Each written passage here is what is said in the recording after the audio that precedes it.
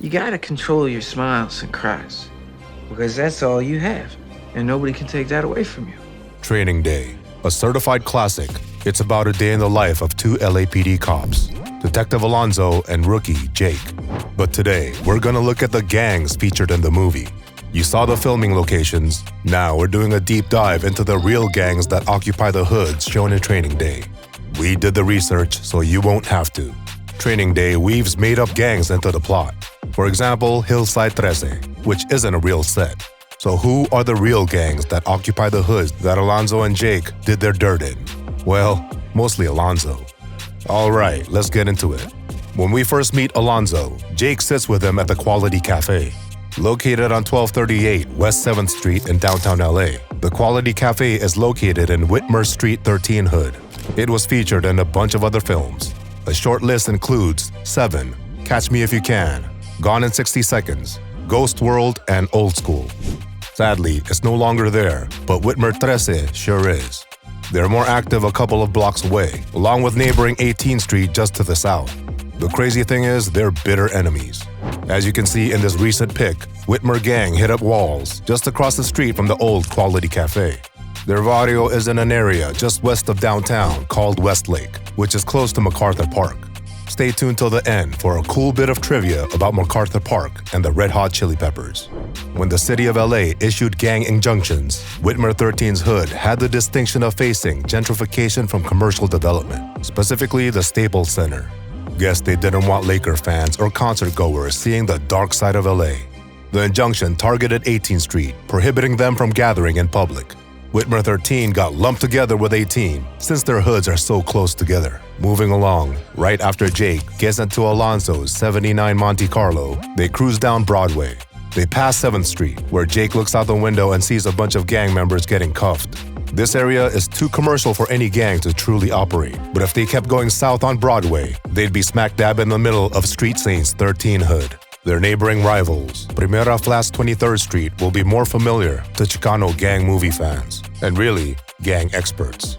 Primera Flats is an old barrio, and down here they had enemies on both sides, with ghetto boys and street saints flanking them. In an exclusive bit of location and hood trivia, let's examine the intersection where Alonzo forced Jake to take some drugs. This was after they jacked the white kids for the weed they copped from the Salvatrucha. Zooming in on a still shot, we determined that Alonzo stopped in the middle of West Temple Street at Glendale Boulevard. Now this area is really active, with at least 5 gangs vying for control. You got Temple Street, Echo Park 13, Rockwood Street, and Diamond Street 13 rippling out from this intersection, with MS 13 just a few blocks over. The suburban kids in the VW Bug could realistically score from a Salvatrucha, so you gotta appreciate David Ayer, the writer of Training Day. The rare times he referenced a real gang, he made sure their hoods fit the story. It's chess, it ain't checkers. Alright, now let's get into Snoop Dogg's appearance. But first, if you haven't yet, don't forget to show your support by giving us a thumbs up. And if you're feeling our exclusive content, then make sure you're subscribed to Crush Unit. Snoop's cameo was definitely a highlight of Training Day, so our next hood takes us southwest of downtown to Baldwin Hills. As the camera pans down to Snoop, you can see a wig shop called Lily's. This is on Crenshaw Boulevard, just south of the 10 freeway.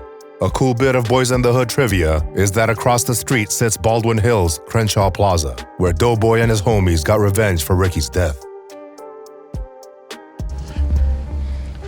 Turn your punk ass off.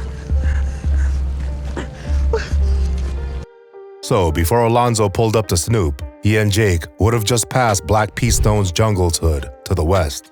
The movie actually filmed in their neighborhood, in a climactic scene. East of Lily's Wigs, however, is rolling 40s Crip territory. The 40s can literally cross the street to war with the Black P. Stones, who are a blood set. Now that Alonzo strongly suggested to Snoop to snitch on Sandman, let's take a ride to his house, where we meet his wife. Played by R&B artist Macy Gray, their house is located in the Imperial Courts housing projects, East Side PJ Watts Crips hood.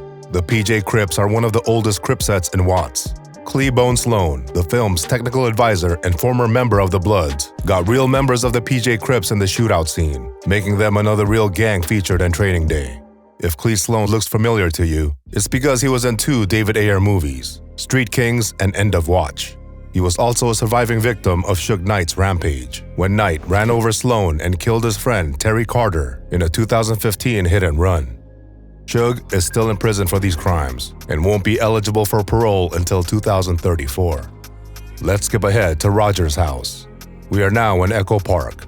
Alonzo sure liked to drive around LA because traveling from his girlfriend Sarah's house in Baldwin Hills to Echo Park would take at least 40 minutes, and that's on a good day. Located at 1031 Everett Street, this neighborhood is claimed by Teardrop Locos. Not much is known about them, so if anyone knows of Teardrop Locotes, drop a comment below. Check out Roger's house now. A 3-bedroom, 3-bath like this in sunny Echo Park will set you back a cool $1.4 million. Yeah, that's some smiles and cries, baby. All right, now it's time to check out Smiley from Hillside 13's house. In the most intense part of the movie, we are at a home located in Lincoln Heights. This will be the Eastside Clover Gang stronghold. Just to the north is East Lake Hood, and to the east is Lincoln Heights Gang. You would think that a set called Lincoln Heights will control the territory, but no. The Clovers definitely claim a larger area. Okay, as promised, we will now reveal a cool bit of trivia about MacArthur Park and the Red Hot Chili Peppers, specifically singer Anthony Kiedis. It's no secret that Under the Bridge was written by Anthony, and it was about his heroin addiction. It should be noted that he was clean during the recording of Blood Sugar Sex Magic, but not many people know that he used to score dope from MacArthur Park and that the bridge, where he drew some blood, could be this one. This park was a very seedy place back in the day, so it's possible Anthony would score gear and jonesing to fix dipped under this little bridge to do his business. And of course, MacArthur Park is surrounded by gangs in every direction, with the main four being MS, 18th Street, Crazy Riders, and Burlington Street Locos. If you want to go deeper into the Training Day rabbit hole, check out this video. It's about the cop Denzel Washington modeled Detective Alonzo on. Dog ain't got nothing on me! Who's this? Now you doing Training Day? Who's this? You suck as an actor! Thank you for joining us today. Peace.